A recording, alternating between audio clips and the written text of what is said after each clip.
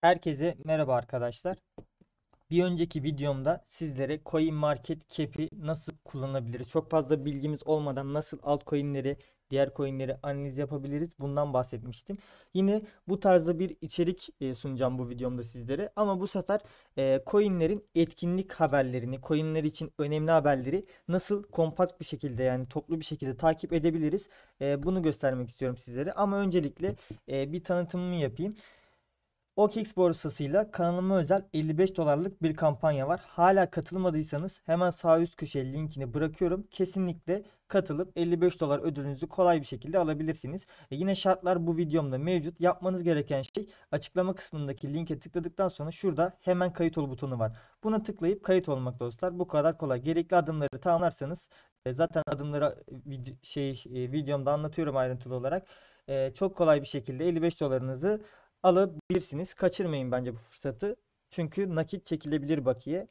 Kolay kolay dağıtılmaz. OKX şu anda Türkiye'ye girmeye çalıştığı için, Türkiye piyasasında Binance'i egale etmeye çalıştığı için çok güzel bir fırsat sundu. Bunu değerlendirmenizi tavsiye ederim sizlere. İkinci olarak da açıklama kısmında Binance için ömür boyu %20 indirimli komisyon indirim linklerini bırakıyorum her videomun altında. Kesinlikle kimlik doğrulaması yapmadıysanız ya da yeni bir kullanıcıysanız bu linklerden kayıt olmanızı tavsiye ederim. İlla benim linkini kullanacaksınız diye bir şey de yok dostlar.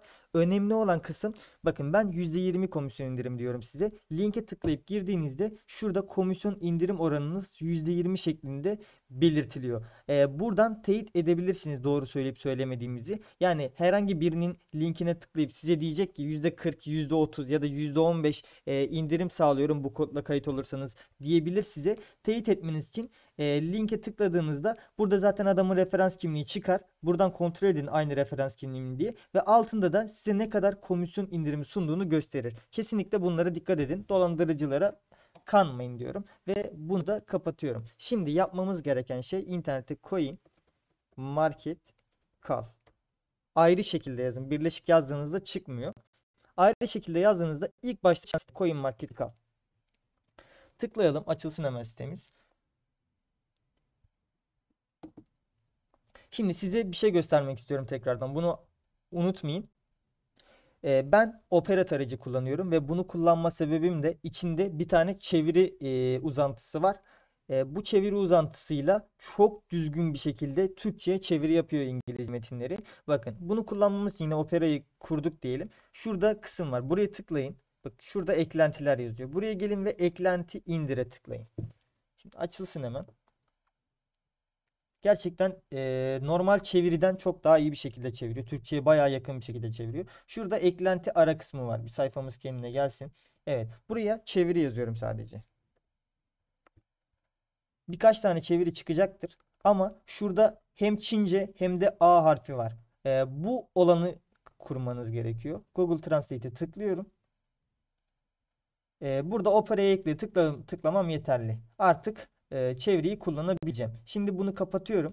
Yapmam gereken şey, mesela şu anda sitemiz CoinMarketCal'a girdik ve İngilizce site. Mesela şuraya tıklayalım. Şöyle seçtikten sonra seçtiğim yerin üzerinde sağ tıklıyorum. Çeviriye tıklıyorum ve inline yazıyor. Buna tıklıyorum. Gördüğünüz gibi kanıta dayalı ve toplum odaklı yazıyormuş burada. Bunu çeviriyor. Mesela şuraya tıklayalım. Şöyle seçelim. Sağ tıklayayım hemen üzerinde. Çeviri diyorum ve inline diyorum. Bakın inline olanı tıklıyorum. Bu gerçekten çok düzgün bir şekilde Türkçe'ye çeviriyor. Cosmos Hub'ın straight bilmem ne yükseltme teklifi yayında diyor. Yani gerçekten çok güzel bir şekilde çeviriyor. Bunu kesinlikle kullanmanızı tavsiye ederim. Özellikle de CoinMarketCap'te coin hakkındaki kısımlar İngilizce oluyor %90'ı. Oradan çok güzel bir şekilde çeviri yapıyor. Şimdi gördüğünüz gibi sitemiz İngilizce. Buraya geldik. Burada ilk başta yapmamız gereken şey, bakın şurada site adresine tıklıyorum. Şurada en yazan yeri TR yazıyorum. Bu şekilde Türkçe'ye çevirebilirsiniz. Ben bu yöntemi kullanıyorum ama isterseniz de sayfayı en aşağıya kaydırıp burada yine şuradan Türkçe kısmını seçebilirsiniz. İngilizce'den Türkçe'ye çevirebilirsiniz ya da diğer dillere. Ben en aşağıda olduğu için sitenin buradan bunu kullanıyorum. Evet, sitemize geldik. Burada gördüğünüz gibi bize duyurular yapıyor. Bu duyuruları böyle ana sayfadan değil de ben CoinRanking kısmını göstereyim ilk başta size. Burayı bir açalım. Evet, burada CoinMarketCap'in listelediği sıralamada coinler mevcut. İlk yüze kadar olan kısmı gösteriyor. Sonra diğer yüzü falan filan. Burada hemen geri gelelim yukarıya. Burada bizi ilgilendiren kısım şu 4 tane sekme. Bakın şu ilk baştaki yer yaklaşan etkinliklerin sayısını gösteriyor. İşte bu coin'den 5 tane linkten 5 tane etkinlik varmış. Ondan sonra aşağılara inelim bakalım. Şundan 10 tane etkinlik varmış Theta Network'ten. Sonra etkinliklerin coin'lere nedenle etki ettiğini az çok biliyorsunuzdur zaten. Etkinlikleri bu şekilde çok kolay bir şekilde takip edebilirsiniz. Mesela STX'in 4 tane şeyi varmış. Bu Zencoin'in 8 tane etkinliği varmış. Tamam. Daha uzatmayalım onu. Şimdi şurada kırmızı şey var. Bu da trendi gösteriyor. Burası hariç. Burası zaten etkinlik sayısını gösteriyor. Şu gördüğünüz 3 tane kısım bir puanlamaya tabi. Yani burasındaki coinler maksimum 100 puan alabiliyor. Buradakiler de 100, buradakiler de 100. Yani tavan puanı 100. 100'e göre bir puanlama sistemi var burada. Üzerine tıkladığımda 100 üzerinden endeks diyor. Yani diyor ki maksimum 100 puana kadar puanlama var burada diyor. Bir madeni paranın trend olayları olduğunu gösterir. Yani 24 saat içinde yüksek oy aldığı, görüntülenme sayısına ulaştığı coinleri burada gösteriyor. Tabi bu site içindeki trendi. Buraya geldiğimizde yine burası 100 endeks puanı diyor. Maksimum 100 puan veriliyor diyor. Bir paranın önemli olaylara sahip olup olmadığını gösteriyor diyor. Yaklaşan etkinlik sayısı vesaire vesaire oylar falan hepsi buna dahil oluyor. Ben en çok bunu dikkate alıyorum. Mesela Ethereum'un puanı 100 çok önemli şeyi varmış. Sağ tıklayıp Ethereum'u açalım. Kalsın orada bir. Bu şekilde bakabiliriz. Son 10 gün içindeki önemli olaylarına göre puanlama veriliyor burada. Burası da bu site üzerinde oylamaya katılanların şeyini veriyor işte derecesini veriyor. Burası da önemli. Burayı da dikkate almakta fayda var. Yani etkileşim site üzerindeki etkileşimi gösteriyor. Ne kadar etkileşime girersen trendi o kadar artıyor vesaire vesaire. Bu şekilde ilerliyor bu. Benim dediğim gibi en önemli olan bu kısım. İsterseniz buraya tıklayıp sıralamasını böyle yapabilirsiniz coinlerin. Yine bu sayfadakileri sıralayacaktır sadece. Diğer sayfalara giremeyeceksinizdir. Mesela şuradan Neo'yu da açalım. Atom'u da açalım. Bir de Nemcoin'i açalım. Bunlar bayağı yüksek şeyi var. Tren sıralamasında da yüksekteler şu anda zaten. Tamam, bunları yan sekmede açtım. Dediğim gibi burada sadece ilk yüzü görebiliyorsunuz şu anda. Önemli kısmına tıklarsanız şuradan. Buradan kategorize edilmiş halini görebilirsiniz. Potansiyeli olan paraları buraya yazmışlar. Bakın burası da çok önemli bir sekme. %100 şeyi varmış. Bunları takip edebilirsiniz. Deneyebilirsiniz. Şimdi buraya değineceğim birazdan. Burada sıcak ne diyor? Önümüzdeki 10 gün içinde çok sayıda olumlu oy ve görüntülemeye sahip coinleri göstermişler buraya. Bunlar fiyatlanmasına yardımcı olabilecek, size fikir verebilir alım satımınızda. Gerçekten burayı kullanmanızı tavsiye ediyorum. Yine önemli kısmı burada var. Mesela önemlilere bakacaktık değil mi biz? Şurada daha fazlaya tıklayalım. Burada sadece önemli olanları gösterecek bize. Tabii yanında ekstra olanlar olabilir. Tıkladığımızda bize böyle bir sekme çıkıyor. Burada bakalım. Ne diyor? 31 Ocak'ta 31 Ocak 2021'de Kozmos'un bilmem neyi varmış. Burada yazıyor. Zaten Türkçe olması da pek önemli değil. Buradan zaten sağ tıklayıp çeviri yapabiliyorduk gösterdiğim şekilde kullanıyorsanız. Ondan sonra bakalım. Herhangi bir şeye tıklayalım. Ya da önemli bir şey tıklayalım. Öyle diyeyim size. ET ortaklığı tamam. Geçelim bunu. Strict Cosmos'um var. Burada en önemlisi galiba şeydi. Şu gözüküyor. Strike aynen Cosmos'un. Yok pardon mainnet. Şimdi geri gelelim. Yine aynısını. Tıklayalım bitsin bir şey olmaz. Tıkladığımızda bakın normal şeylerinde de olabilir. Burada güven derecesini ve kullanılan oy sayısını gösteriyor. Burada kanıt kısmı var. Kaynak kısmı var. Exchange kısmı var. Transfer. Burada önemli olan şey ne biliyor musunuz? Siz isterseniz buraya etkinlik ekleyebiliyorsunuz. Kendiniz bile. Buradan sahte bir proje olarak buraya duyuru yapabilirsiniz. Bu çok önemli bir durum. Biz bunu yapabiliyorsak yani herkes yapabiliyor bu siteyi kullanan. Bunun için de buradaki duyuruların hepsinin doğru olmama ihtimali var. Bunu nasıl teyit edebiliriz? Hemen şurada. Geldiniz mi? Web sitesi, white paper, Twitter adresi, Reddit adresi vesaire burada gözüküyor. Ondan sonra buraya nasıl geldik? Kozmodotam. Hangisine bakıyorduk biz ya? Kozmodotam'a mı bakıyorduk?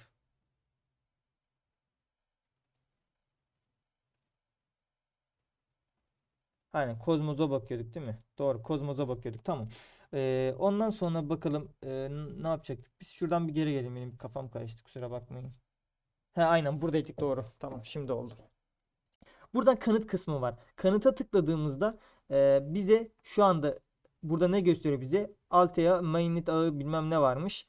Bunu gösteriyor. Bunun doğru olup olmadığını nasıl bakabiliriz? Burada kanıt kısmı var. Kanıt kısmında web sitesinin resmini ya da bu haberin paylaşıldığı, Kozmos tarafından paylaşıldığının görüntüsünü gösteriyor. Tabi bu da Photoshop vesaire olabilir. Onun için de buraya kaynak koymuşlar. Kaynak kısmına tıklarsanız o resmin paylaşıldığı mecraya gider. Web sitesi de olabilir. Twitter adresi nerede paylaştılarsa orada gözükecektir. Kim video çok uzun olmasın ya. Kaç olmuş? 10 dakika olmuş. Tamam. Hızlandırayım biraz da. Burada dediğim gibi e, Kozmos Twitter adresinden bunu paylaşmış 20 Ağustos'ta. Buradan teyit edebilirsiniz gerçek olup olmadığını. Exchange kısmına basalım. Burada hangi borsalarda bunu alabiliyorsunuz bunu gösteriyor. Burada yine crypto.com'a gidebilirsiniz buraya tıklayıp. Başka ne gösterecektim? Burada bakayım. Ha, şurada Sikki'yi görüntüle diyor. Buna tıklarsanız bu site tarafından doğrulanmış mı, doğrulanmamış mı onu gösteriyor. Burada ayrıntılarına bakabilirsiniz. Tekrardan bunu bir kapatalım. Şunu bir kapatalım. Ethereum. Ethereum olayı çok önemli. Şimdi hatta Ethereum herkes biliyor. Ethereum'dan bir sonraki videoda bahsedeyim. Neo'ya bakalım. Şimdi Neo coin nedir bilmeyen olabilir.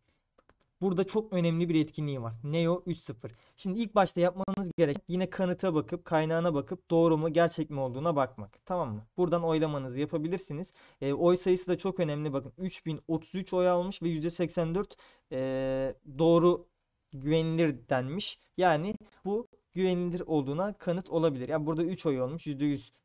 Belki de dolandırıcılar kendi aralarında bastılar. Anladınız mı? Bu şekilde sıkıntılar olabilir. Oy sayısı önemli yani dostlar. Şimdi şuraya tıklayalım. İngilizce burası gördüğünüz gibi. Inline yapalım hemen. Ne diyor? Testnet 2021. çeyreğinde geliyor. Mainnet çok geride kalmayacak diyor. Mainnet de bundan sonra da duyurulacakmış. Tamam. Yani bu Neo'yu fiyatlandıracak haberler. Gerçekten önemli haberler bunlar. Şimdi Neo 3.0 neymiş? Bir tıklayalım bakalım burada bize anlatıyor mu? Aynen burada bize anlatmıyor tahmin ettiğim gibi. Hemen bunu kopyalıyorum. Şöyle bir kopyalayalım. İlk başta kopyalamadan önce ne yapıyoruz biz? Neo Coin Market Cap yazıyoruz. Şimdi tıkladık Coin Market Cap'e.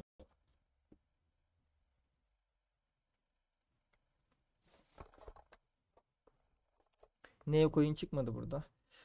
Yanlış yerden neyse uğraşmayacağım. Şöyle ya da uğraşalım, yapacak bir şey yok. Niye çıkmadı?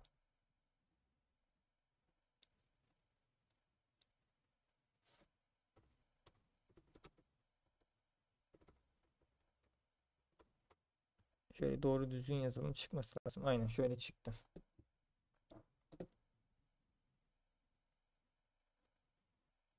Sitemiz açıldığında burada ne yapıyorduk? Overview kısmından aşağı geldiğimizde bize hakkında kısmını anlatıyordu. Yani bu coin neymiş? Ne işe yarıyormuş? Buradan bir fikir sahibi olabilirsiniz. Körü körüne hiçbir şeye yatırım yapmayın. Ufak bir bilgi sahibi olun. Ne işe yarıyormuş? Niçin kullanılıyormuş? Gelen etkinlik önemli mi değil mi? Buradan bir fikir sahibi olabilirsiniz. Read more'a basabilsem. Sayfada tamamlanmadı, basılmıyor. Neyse önemli değil. Buradan yine Türkçe değilse de dediğim gibi böyle seçip inline yapabilirsiniz. Gerçekten çok güzel bir şekilde Türkçe çeviriyor. Ondan sonra yine derecelendirme kısmına basıp buradan analizine bakabilirsiniz ki illa olacak diye bir şey yok analizi. Şuna da bakalım. Toplamda 100 milyon tane üretilecekmiş. 70 milyonu üretilmiş. %71 üretilmiş yani ve hacmi gerçekten çok güzel. 712 milyon dolar. Güzel hacmi. Hacmi 24 saatlik hacmi böyle 2 milyar dolarda market cap hacmi varmış. Güzel. E, Bunlar önemli detaylar. Burada varlık puanı evet gözüküyor. A puan vermişler. Burada BB statüsünde. Projeye ne demişler? Proje güzel demişler. Ekosistem iyi. Takımı da güzel. Bu şekilde %94'te oylama vermiş. Yani bu coin güvenilir bir coin. Zaten Neo coin biliyordur herkes. Ben mantığını anlatmaya çalışıyorum burada. Ee, Buradan analizine baktık mı? Ondan sonra şeye bakıyoruz. Neo 3.0 nedir? 3.0 testnet nedir?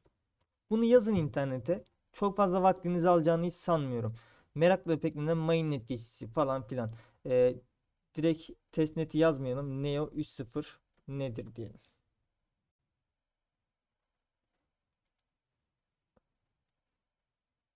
Burada sadece bir siteye kesinlikle bakmayın. Birden fazla siteye bakın. Tabii başlığı alakalı olsun. Birden fazla siteye bakıp ne işe gel mesela şuraya bir tıklayalım coin bültenine. Ne işe yaradığını fiyatlandırır mı fiyatlandırmaz mı? Bunu kendi kafanızda görün. Yani site fiyatlandırır, uçurur, 100 bin dolar olur vesaire diyebilir. Ona kulak asmayın. Siz ne işe yaradığına bakın. Önemli olan Neo 0 ne sunacakmış, ne özellikler getirecekmiş. Önemli olan bu. Normalde bunu web sitesinden de bakabilirsiniz ama web siteleri İngilizce olduğu için ve biraz böyle e, direkt net bilgiyi vermeyecek şekilde olduğu için biraz sıkıntılı olabiliyor oradan bakmak. Ben size en basit hiçbir bilgisi olmayan bir adamın nasıl araştırma yapabileceğini göstermek amacıyla bu yöntemleri gösteriyorum size. Umarım sizler için faydalı olmuştur. Bakalım başka size hızlıca bakayım ne kadar olmuş? 16 dakika olmuş. Tam bir fazla uzatmayayım dostlar. Kapatayım.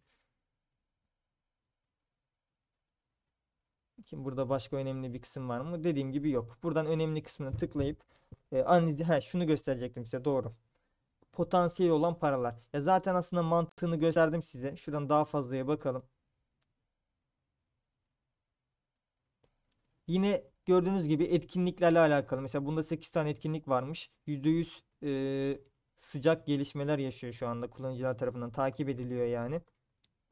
Bunun illa fiyatlandıracaktır. Ama dikkat etmeniz gereken nokta şu. Bazı coinler o olay olana kadar fiyatlanır ve zaten balinalarda genelde böyle yaparlar. Ama tabii ben dedim diye sakın böyle yapmayın. Araştırın.